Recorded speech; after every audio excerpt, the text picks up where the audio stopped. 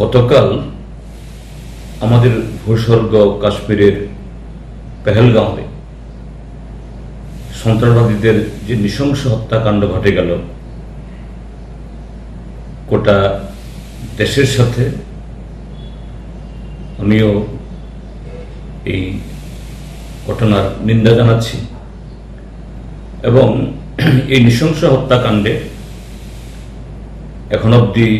বিভিন্ন চ্যানেলে যে খবর, প্রায় 30 জনের কাছাকাছি পর্যটক এবং নিরীহ মানুষ, তার মধ্যে স্থানীয়রাও আছেন, তাদের যে মৃত্যু হয়েছে এবং আরো বহু আহত হয়েছে। এই ঘটনার নিন্দার কোনো ভাষা নেই এবং সন্ত্রাসবাদের বিরুদ্ধে সারা দেশ, গোটা জাতি যাতে ঐক্যবদ্ধভাবে আমরা লড়াই করতে পারি, এই সময়েতে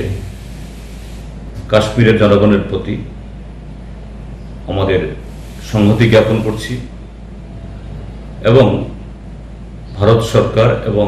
জম্মু কাশ্মীর সরকার উভয়ই যাতে খুব শক্ত হাতে এই ঘটনার মোকাবেলা করতে পারে। যারা এই হত্যাকাণ্ড ঘটিয়েছে তাদের দ্রুত গ্রেপ্তার করে উপযুক্ত শাস্তি দিতে পারে এবং এই জাতীয় কোনো ঘটনা যাতে না ঘটে তার জন্য যাতে ব্যবস্থা গ্রহণ করে আমরা কেন্দ্রীয় সরকার এবং রাজ্য সরকার উভয়ের সাথেই আমাদের সংহতি আমরা জ্ঞাপন করছি। তার সাথে এটাও বলে রাখতে চাই যে কাশ্মীর সমস্যার সমাধান, এটা সেখানে কিছু পদক্ষেপ গ্রহণ করার পর রাজ্যকে দুটুকরো করে এটা পূর্ণ রাজ্যকে কেন্দ্রশাসিত রাজ্যে পরিণত করার পর সেখানে এটা বলার চেষ্টা হয়েছিল কাশ্মীর সমস্যার সমাধান হয়ে গেছে, সন্ত্রাসবাদ নির্মূল হয়ে গেছে। হ্যাঁ, সাময়িকের জন্য হয়তোবা এরকম ঘটনাগুলি ঘটেনি পুলওয়ামার পর, কিন্তু সন্ত্রাসবাদ তো শুধু কিছু সন্ত্রাসবাদীকে নির্মূল করলেই সন্ত্রাসবাদ শেষ হয়ে যায় না। কিছু সন্ত্রাসী হয়তো নির্মূল হয়ে যায়, কিন্তু সন্ত্রাসবাদ, এই সন্ত্রাসবাদকে সেখানে জনগণের যে একটা ক্ষুদ্রাতি ক্ষুদ্র অংশ হলেও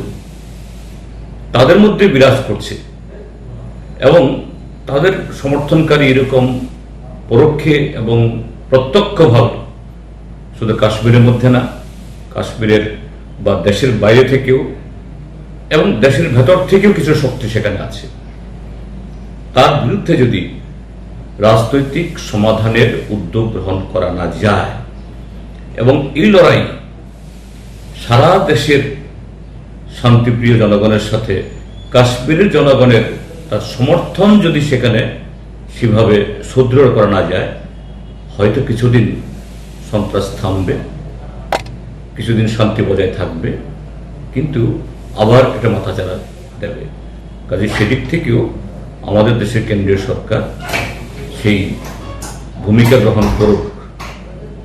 কোনো রকমের তালবাহানা না করে, অজুহাত তুলি না করে। এটাও আমাদের তরফ থেকে বা ব্যক্তিগতভাবে আমার তরফ থেকেও আমাদের দেশের সরকারের কাছে, শাসক দলের কাছে এই আবেদন আমাদের থাকবে।